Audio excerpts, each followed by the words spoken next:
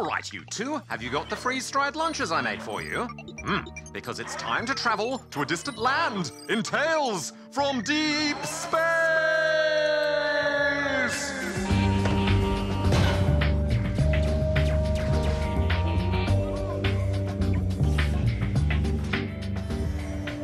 Tales from Deep Space is a charming puzzle platforming adventure game set on the space station Big Moon. You begin the game as E, a humble travelling salesman. After trading with a dodgy junker, E loses his luggage and meets Cassie, or combat-assured secure inventory drone. Not long after, Big Moon is thrown into lockdown and the two must join forces to escape. Oh, I just love a good human-robot travelling party. We're off to see the wizard. The wonderful Wizard of Space. You can either play this by yourself and control both E and Cassie, or grab a friend for some two-player co-op. And unless you're playing this with a younger spawnling, you'll probably enjoy playing solo because the puzzles aren't particularly hard and often requires one character just to stand around for a bit. Affirmative. Most involve either trying to find the next switch to shoot or swapping between characters to activate controls and let the other pass. Although there are some moments that require precise timing and coordination to pass. It's classic co-op platforming puzzling. Plus you'll be doing the usual space hero stuff along the way, collecting items, helping distressed citizens, and solving the mystery of why Big Moon has been locked down as you take out the red meeks. The plot has quite a few twists and turns, which I liked and found surprising, and also they do a good job of drip-feeding you mechanics at a steady pace. You'll be using anti-gravity rings, bounce shots, radio lures, and remote hacking to get to your destination.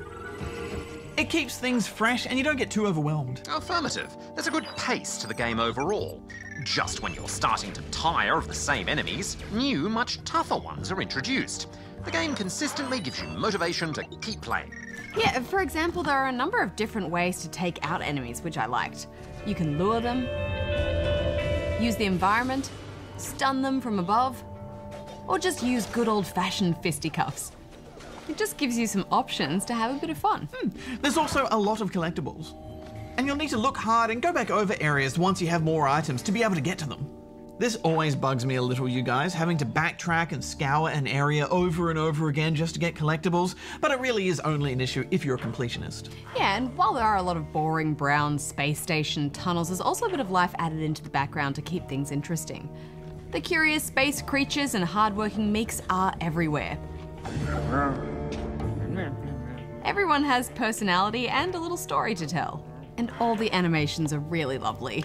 Isn't it? There's a beautiful look to this game, and both E and Cassie are endearing little heroes to play. Yeah, it's all in the details, isn't it?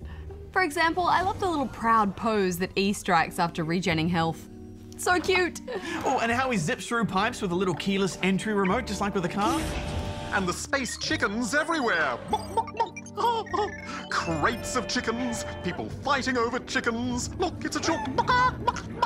I just love a good in-game chicken. Me too, Darren. This game does have a great look to it, but I did find some of the controls a bit fiddly. There was the occasional map that wouldn't keep scrolling and I'd run out of screen to drag my little guy with. And often I'd accidentally shoot this guy rather than just tapping on an elevator switch like I intended. Yeah, I know what you mean. My biggest problem was throwing those anti-gravity rings. I'd often run off the box I meant to use to levitate myself to the next platform. But even with these little slip-ups, the controls didn't feel too frustrating to use. The game also provides a list of the controls with pictures demonstrating how to use them, in case you forget or get a bit stuck. And I did notice the occasional framey moment, even when running this on a rather new device, but nothing so bad as to set off my alarms. Oh, thank goodness for that. Hex, what do you think overall? Well, I really liked it. It's not super challenging, but I don't think it needs to be. I think it hits the right balance for a mobile game. I could totally see myself playing this in a long car trip or something. I'm giving it 3.5 out of 5 rubber chickens. Yeah, even with the issues I had with the controls, I just found this to be an utterly charming game, so I'm giving it 4 out of 5 rubber chickens.